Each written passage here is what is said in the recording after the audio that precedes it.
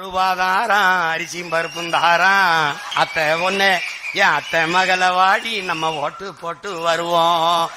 ரூபாதாரம் அரிசியும் பருப்பும் தாராம். அத்தை ஒண்ணு என் அத்தை மகள வாடி நம்ம ஓட்டு போட்டு வருவோம். அவரு இவ 1000 ரூபாய் வேணாம், அரிசி பருப்பும் வேணாம், ஓட்ட விவசாயிக்கு போட்டா இது எல்லாம் வரும் தானா.